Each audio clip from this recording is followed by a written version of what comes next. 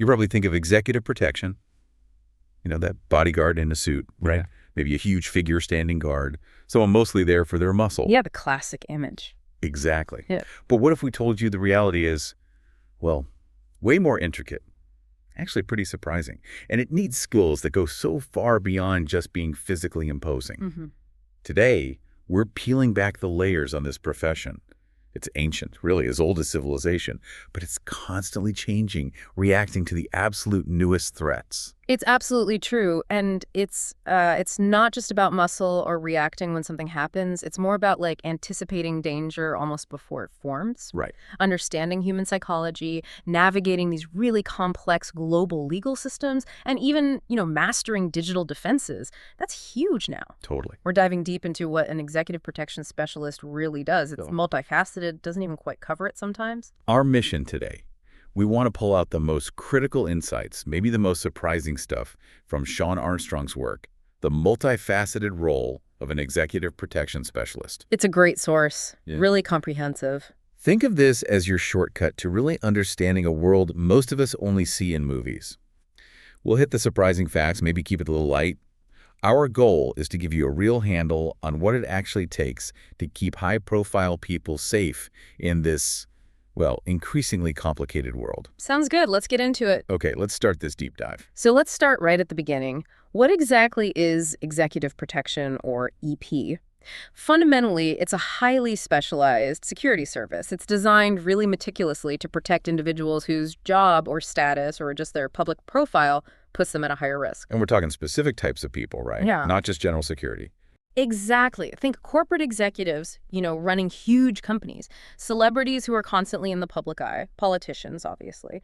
Any high-profile figure, really, who might be vulnerable to things like harassment, kidnapping, assault, or other violent acts. It's about understanding why they might be a target. And building that shield around them. Precisely. Building an adaptive shield. And it's way more than just having a person stand next to someone, I gather.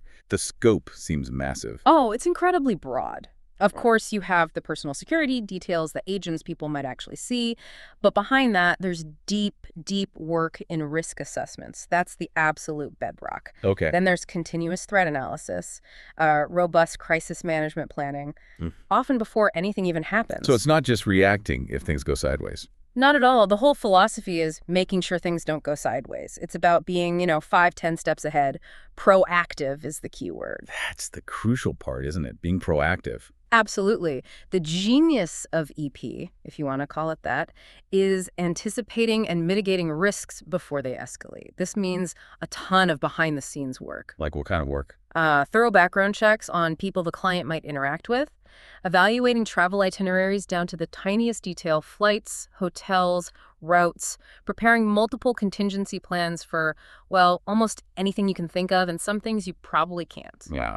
It sounds like playing chess on a whole different level. It kind of is. Thinking moves ahead, anticipating counters, building this invisible, strong framework of prevention. And it even goes beyond physical safety, which is already a huge job. The source mentions psychological comfort. Yes, and that's critical.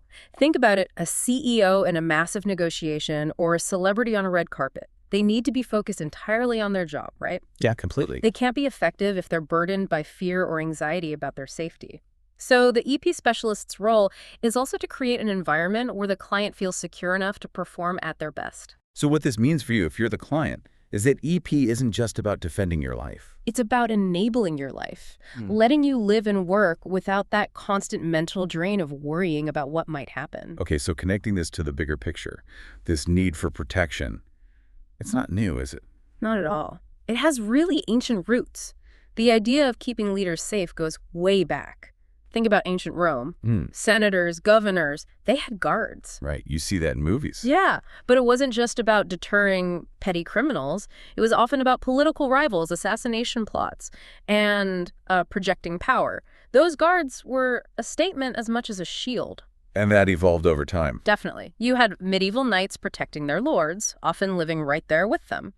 Then, in the Renaissance, monarchs started using professional armies for the state. So wealthy individuals, merchants, they began needing their own private protection. Okay, but when did it become executive protection as we sort of know it today? The big shift Where it really started taking modern shape was the mid to late 20th century.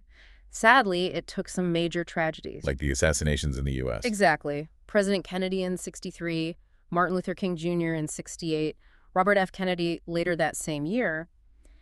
These weren't just isolated events. They were stark public shocks that highlighted the real dangers faced by public figures. That must have forced a huge rethink. It did. There was this growing realization that we needed structured, professional protective services, something far beyond what existed before. It was a catalyst for a whole new discipline. So those events raised a fundamental question. How do we actually protect influential people effectively? Right. And that question just got more urgent with globalization. Suddenly, threats weren't just local anymore. They could come from anywhere. And then 9/11 happened. 9/11 profoundly changed everything in the security world. It forced EP services to expand massively. Suddenly, it wasn't enough to just think about physical safety. What else do they have to add? Sophisticated intelligence gathering became crucial, monitoring social media in real time. Digital privacy protection became a core component right alongside the physical stuff. The modern threat isn't just a person, it's often digital, hidden, multi-layered. And technology must have fueled that evolution massively. Absolutely pivotal. The growth in surveillance tech, communication tools, data analysis, it allows for real-time assessments, rapid responses that were just science fiction a few decades ago. So it's this blend now, core techniques and new tech. Exactly. It's a blend of traditional protective methods with the absolute cutting edge of technology. It's made EP this incredibly complex, multidimensional field that's always adapting. Which brings us neatly to the modern challenges. Because the landscape is always shifting, isn't it? Constantly. The dynamic nature of threats.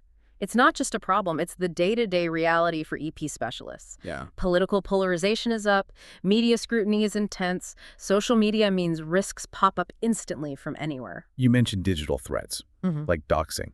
Yeah. Doxing, where someone maliciously shares private info online, that makes mitigating digital risks absolutely essential. Specialists need serious training in digital forensics, online threat assessment now. It's about protecting the client's digital life just as carefully as their physical one. And because the threats are so varied, the solutions have to be unique too, right? No cookie-cutter plans. Definitely not. Bespoke is the word. Every client faces different risks. A tech CEO might need heavy IT security against industrial espionage or cyber attacks. While a politician faces protest risks, maybe? Exactly. Especially during elections, they might face harassment, even physical attacks. So EP pros have to do these incredibly thorough individual risk assessments. They need to understand global trends, sure, but also very specific local threats. Sounds like they need a lot of help. Oh, they do. It often requires really close collaboration with law enforcement, local, federal, cybersecurity experts are key, sometimes even intelligence agencies. It's about weaving this comprehensive net. What about resources? Protecting someone 24/7 globally must be incredibly expensive. Resource management is a huge, often underestimated challenge. Executives travel constantly across different cultures, different laws. Teams need to be adaptable, but they often face budget constraints. So they have to balance cost and security. All the time. And what's interesting now is how they're using things like AI and open source intelligence to be smarter, not just bigger. Analyzing data on crime, protests, instability allows them to allocate resources more precisely. Using brains over just brute force personnel number. Exactly. But if you can't deploy enough people strategically, you still get vulnerabilities. Yeah. One oversight can be critical. And then there's the human side of it all, the relationship with the client. Absolutely critical, and probably the trickiest part. EP involves very close interaction. You need deep trust, and that trust gets tested under stress. Well, in an emergency, panic or confusion can mess with decision-making. On the client side, or even potentially the agents if they're not trained properly. That's why crisis management and psychological resilience training for the specialists is so important. They need to stay cool, think clearly under unbelievable pressure. Mental toughness is just as important as physical. Absolutely. Maybe more so sometimes. And you mentioned global operations. Cultural sensitivity must be massive. Non-negotiable. Operating across different countries means navigating really diverse cultures. What's normal in one place might be offensive or intrusive somewhere else. Like eye contact or personal space. Exactly. Gestures, how you address people. Getting it wrong can cause misunderstandings, damage the client's reputation, or even compromise security if it creates friction. Cross-cultural training isn't a bonus. It's vital. Let's circle back to technology. You said it helps, but it's also a vulnerability, a double-edged sword. Precisely. New tech enhances capabilities, but it opens new doors for attackers too. Cybersecurity attacks can be devastating. Imagine if someone hacked into systems and found the client's real-time location or travel plans. You would make physical security almost pointless. Exactly. So cyber resilience has to be woven into every EP strategy. You fail to secure the data, the physical security can be completely undermined. And social media just pours gasoline on that fire, I imagine. Exponentially. More visibility means more opinions, more online harassment turning into real threats, more PR crises blowing up overnight, false stories spread incredibly fast. So EP teams need PR skills now, too. Or they need to work hand in glove with PR teams, using social listening tools, crafting rapid responses to diffuse situations online before they spill into the real world. It's all interconnected. Which connects to the legal side, too, right? Yeah. Especially privacy laws. Huge challenge. Privacy laws like GDPR in Europe are incredibly complex. They have strict rules on collecting, processing, sharing data. How does that impact EP? They need data to protect someone. It's a tightrope walk. They need explicit consent for much of what they do. Data access rights need to be managed, impact assessments done. An EP team moving with a client from the US to Europe has to operate under completely different rules. Getting it wrong means massive fines, serious reputational damage for the client and the firm. They have to be legal experts too, essentially. Okay, let's shift focus now to the specialists themselves.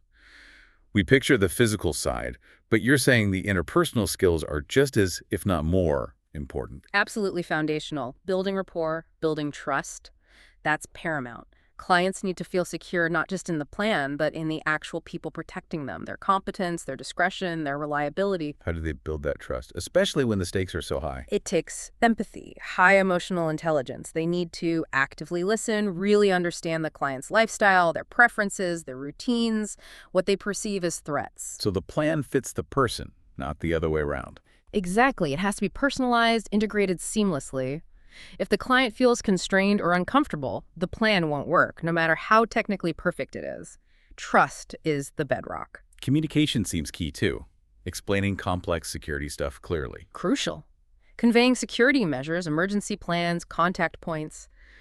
It has to be crystal clear, especially under stress. Any ambiguity is dangerous. And not just with the client, but within the team, right? Absolutely. Vital for team coordination.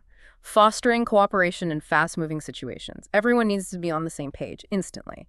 Clear, concise communication under pressure is a core skill. What about conflict resolution? They must run into tense situations. All the time. Disgruntled public members, aggressive paparazzi, even internal team stress. The ability to de-escalate using diplomatic dialogue, calm reasoning, tact. It's essential. So, assertive but not aggressive. That's the balance. Maintain control, set boundaries, but without provoking aggression. The goal is always to diffuse, avoid physical confrontation if possible. Verbal judo, you could call it. And we keep coming back to the global aspect. Cultural awareness. Non-negotiable, as we said. Operating globally means understanding and respecting cultural differences. Gestures, personal space, hierarchy. It all matters. Getting it wrong could blow up in your face. Easily. It can undermine communication, offend people, create friction, and ultimately compromise the mission. They need to be cultural chameleons, in a way. Okay, moving to the technical arsenal. Beyond the interpersonal, situational awareness is probably the single most critical skill. And that's more than just paying attention. Oh, much more. It's constant vigilance, assessing surroundings through sharp observation, deduction, reading body language, recognizing unusual patterns, spotting anomalies most people miss.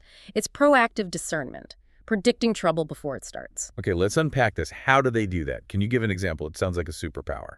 Not quite a superpower, but close. It's developed through intense training, experience, and constant practice in pattern recognition, like distinguishing a regular crowd from one starting to pose a risk. What do they look for? Subtle cues. A small group fixated on the client, not the event. Someone loitering without purpose near an entry point. A sudden agitation or grouping. Maybe someone checking their watch too often. Or a car parked oddly. They connect tiny dots others don't even see. And it's a team effort. Absolutely. Teams constantly share micro-observations, a glance, a posture shift, a weird noise, building this real-time mental map together. Okay, then there's the physical side. Fitness, self-defense. That is important. But they're foundational. They need endurance, strength, quick response capability. Training often includes things like Krav Maga, very real-world focused, deals with armed-and-armed attackers, multiple opponents. Oh, no. Brazilian Jiu-Jitsu is common too, great for grappling, controlling someone without necessarily causing major injury, which is key for proportionality. Yeah. Basic boxing, wrestling, it all helps with reflexes, movement. But the goal isn't to fight. The goal is mitigation and extraction. Create space, get the client out. Combat is the last resort, always. They want to avoid the fight if possible. So striking techniques are about creating distance. Exactly. Powerful, quick blows to incapacitate or deter, buy time to escape. Grappling is about control holds, locks, throws to neutralize without excessive harm. And escape techniques are paramount evasion, using the environment, distraction. Get the client out. Moving beyond the physical. Yeah. Proficiency in security tech seems huge now. Critical. No longer optional. They need to be adept with surveillance cameras now, often with AI analytics flagging suspicious behavior automatically. AI watching crowds. Yeah, learning normal patterns and flagging anomalies. Plus, advanced communication devices, access control systems, tracking software for real-time location monitoring. And cybersecurity basics, too. Essential. Protecting sensitive data, securing communication lines with encrypted channels. They need to understand the tech side deeply. And underpinning all of this is legal knowledge. Absolutely paramount, especially around use of force. Understanding self-defense laws, surveillance rules, privacy rights, and how they change drastically from place to place. Getting that wrong means serious trouble, legally and for the client. ####C. Rigorous training and continuous development. So with this incredible range of skills, interpersonal, physical, technical, legal, cultural, how do they even learn all this? The training must be intense. It is. Rigorous training and a relentless commitment to continuous development.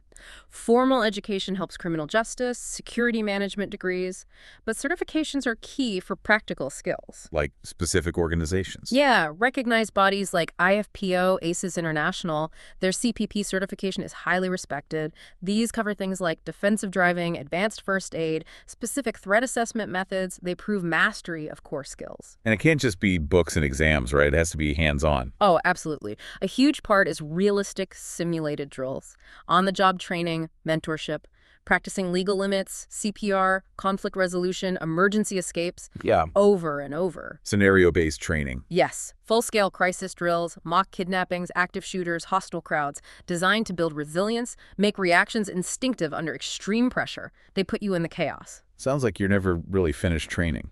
Never. The field changes constantly. New threats, new tech, new laws. So ongoing education through associations, seminars, advanced courses is essential. You have to stay ahead. It's a lifelong commitment. And it's obviously a high-stress job. How do they handle the psychological pressure? It demands incredible mental preparedness, resilience, constant pressure, dealing with unpredictability, foreign environments, cultural issues. It takes a toll. Decision fatigue, isolation, potential trauma. So how do they cope? Robust self-care is vital exercise, mindfulness, strong professional networks for support and debriefing, and increasingly access to psychological support, counseling. Mental clarity is paramount for the client's safety, so they have to protect their own mental health. Okay, we've got the skills, the mindset. Now let's talk operations in motion, where the planning meets reality. It all starts with the advanced survey, right? The pre-mission work. Absolutely. This is the foundation. And it's way beyond checklists. It involves deep situational awareness, adaptability, contingency planning, almost obsessively detailed. So comprehensive risk assessments. What does that involve? Identifying all potential risks. Obvious ones like personal vendettas, public scrutiny, but also unforeseen things, natural disasters, local unrest, medical emergencies, evaluating the physical environment, every street, building, exit route, and the sociopolitical climate, too. Trying to predict anything that could go wrong. Anything and everything, and having a plan for it. And intelligence gathering fuels this. Vital. Consulting local sources, monitoring news constantly, using tech for live data. Social media analysis tools are huge now, tracking sentiment, potential protests, chatter from disgruntled groups, knowing the mood of a place, not just the layout. And based on that intel, the security measures get tailored. Highly specific. Is the main threat industrial espionage for a tech exec? Or managing crowds and paparazzi for a celebrity? The plan is customized completely. It's far beyond a standard checklist. Always planning for the worst-case scenario. Always. Incident response planning means developing precise protocols for everything. Minor issues like crowd control, Major crises like active shooters or kidnap attempts, layered responses, rehearsals, simulations, making sure the team reacts instinctively under stress. Does this planning extend to their home and workplace, too? Definitely. Those are assessed in depth. Checking police fire response times, scrutinizing doors, windows, cameras, identifying or creating a safe room fortified with comms, supplies, coordinating with local law enforcement for workplace security, bridging private security and public emergency services. All right, let's talk about moving the client. Motorcades. They look impressive, but they're highly functional systems, right? Absolutely. An operational necessity. And yes, a visual symbol too. But functionally, it's a structured arrangement of vehicles, layers of security, designed for maximum protection and maneuverability. Each car has a specific job. Like the diamond formation. That's a common effective one. Principal's vehicle in the center, flanked by backup cars, lead vehicle scouting, trail vehicle blocking behind. It allows for a rapid response from any direction. A moving fortress, essentially. And making it work requires obsessive planning. Meticulous. Routes vetted multiple times, dry runs, contingency plans for every choke point, every intersection, every potential ambush spot. Rapid decisions, constant communication, encrypted radio. Visual signals are vital, especially in cities. How does tech help in a motorcade? Hugely. Advanced tracking systems on all vehicles, real-time monitoring apps, vehicle tech sharing immediate updates, threats, route changes, and increasingly drones for aerial surveillance, giving a bird's-eye view. And the drivers aren't just chauffeurs. Not at all. Highly trained specialists in defensive driving. It's proactive, preventing accidents, mitigating threats, high situational awareness, rapid adaptation, evasive maneuvers like J-turns or L-turns if needed, masters of tactical driving. And then there's something really specialized, sometimes called a hate truck. A hate truck? Wow, what is that? It's a term for a vehicle specifically designed for protection against extreme threats, like group hostility or organized ambushes, often in very volatile environments. It's a proactive, heavily reinforced, technologically advanced counter-ambush measure. So what makes it so special? What are the features? Sounds like military gear. It borders on it. Structural integrity is key reinforced steel, composite materials for ballistic and explosive resistance, armored plating everywhere, especially underneath for IEDs, blast-resistant materials inside. Can they even see out? Yes, visibility is still crucial. Reinforced, shatterproof windows, but designed for good sight lines. Often augmented reality displays overlaying threat data. High-def 360 cameras, thermal imaging, proactive assessment is key. And it needs to be fast and agile too, presumably. Absolutely. Upgraded suspension, often off-road capable, enhanced engines for high-speed maneuvers, quick retreat, repositioning. Getting out is the priority. What about communication and getting people in and out quickly? Full suite of secure comms, encrypted radio, sat phones, GPS tracking linked to command centers, and entry-exit points are meticulously designed tactical doors, rear escapes, even tactical skylights for observation or emergency evacuation. Every detail is about survival and escape. Okay, so after the planning, the movement, maybe an incident, maybe not, what happens next? There's a reflection phase. Absolutely critical, the feedback loop. Post-event evaluation. Debriefing sessions are the engine for learning and improvement, honestly assessing what worked and, crucially, where things went wrong or where vulnerability showed up. Gathering insights from everyone involved. Exactly. First-hand information, nuances of execution, real-time decisions, interactions, stuff that doesn't make it into a formal report. It fosters collaboration and drives that continuous improvement cycle. Is there a standard way to run these debriefs? Usually a structured format. Gather all docs, plans, reports, feedback. Discuss successes first, what went well. Effective communication. Good risk management. Swift response. Acknowledge good training, effective tech use. Then, crucially, identify challenges and areas for improvement. Lack of preparedness for something specific. Communication breakdown. Using frameworks like what went well, what didn't, what can be improved. Leading to concrete changes. Yes. Action items, revised procedures, enhanced tech, provide more training, closing with a summary, next steps, clear accountability. And documentation is key to making this last. You can't overstate it. Incident reports, detailed, factual, standardized, response summaries, tactics used, effectiveness, barriers, sharing best practices, and then lessons learned documents. Synthesizing insights, identifying patterns, recurring issues. If a new threat keeps popping up, that drives changes in training or equipment. Technology must help with the documentation now. Immensely. Digital tools, incident management software, mobile apps, drone footage, body cams provide real-time data, visual context for analysis. Following standards like ISO 31000 ensures quality and consistency. What's the biggest challenge in doing this well? Often it's time pressure. Right after an incident, especially a stressful one, there's little bandwidth for deep reflection and documentation. It's a constant juggle.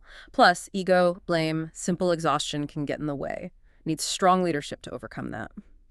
All right, let's get into the ethical and legal foundations. These underpin everything in EP. Trust, as we've said, is the absolute cornerstone, and that trust is built on unwavering confidentiality and professionalism. Because these specialists see and hear everything, right? Everything. Sensitive personal details, business strategies, family issues, health info. Maintaining absolute confidentiality isn't just good practice, it's essential for the client's safety and the specialist's job. So how do they guarantee that level of confidentiality? Multiple layers.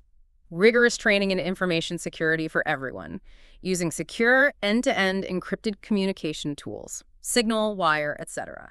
Robust access controls who gets to know what, strict protocols, confidentiality agreements, thorough background checks on all personnel.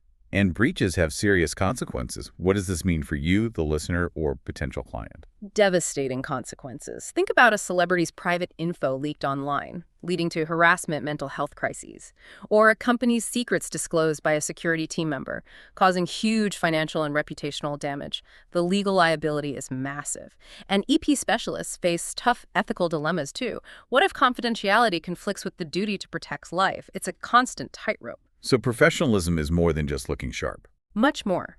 It's a whole set of attitudes, behaviors, standards, integrity, ethical conduct, deep expertise in security protocols, threat assessment, risk management, strict confidentiality, effective communication. It's an entire ethos, and that's reinforced by training, qualifications, certifications from respected bodies like IFPO, ASIS.